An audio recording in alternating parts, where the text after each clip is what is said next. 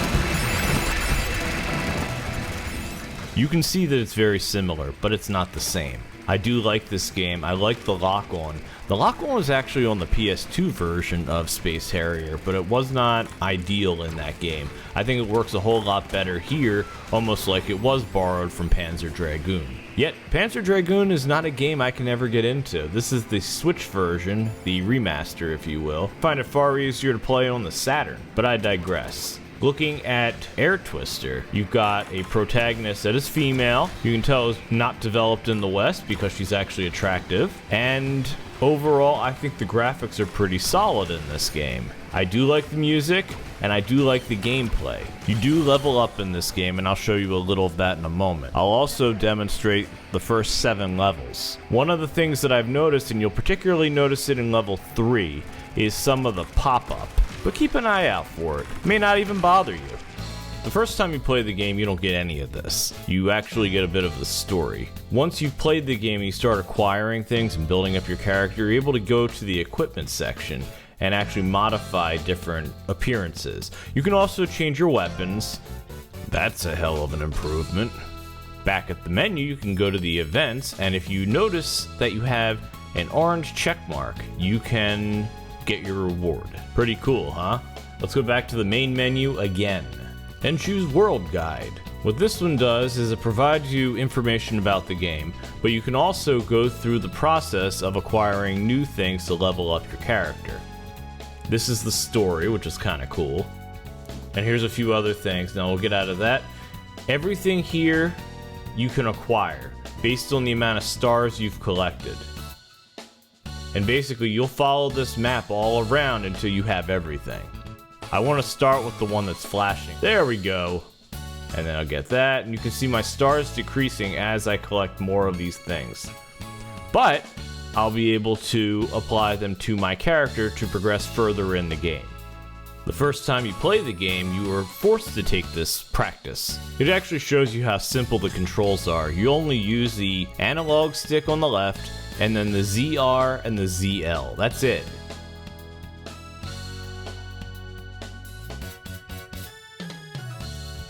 See, look, I'm getting good. As for the settings, there's not a whole lot there. You've got the controls and you've got sound. That's it. This is how the game starts. As you can see, I have a lot of hearts, and that is primarily because I've upgraded my character. Normally you start with 3 pink hearts and a host of yellow ones underneath. You really don't want to get hit. In this run, it was the first time I did not get hit in this level. I know I'm shortening things quite a bit, but that's the first boss down.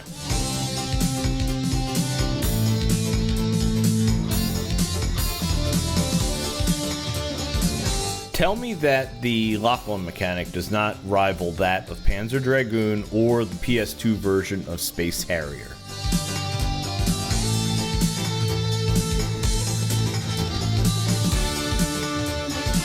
So I think level 3 looks really cool. I love the blue on blue and the purplish colors. I think it looks really good.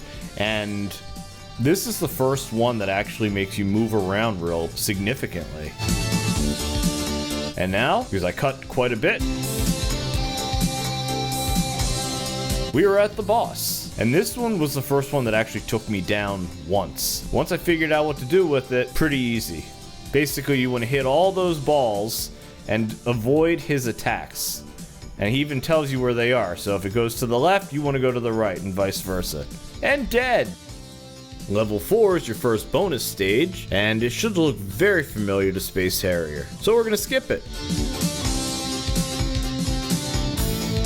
Let's go to stage 5. This level is absolutely beautiful. And although I don't let you hear the soundtrack, I think the music is absolutely phenomenal. And you can see some of that pop in right here. Look as the flowers get closer. They change and they actually get more detailed. So it's not the end of the world. It's definitely 100% playable.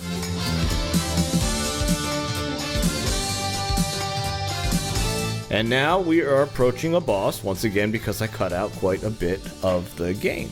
I should stream this, shouldn't I? I have to turn off the music, but I should stream it.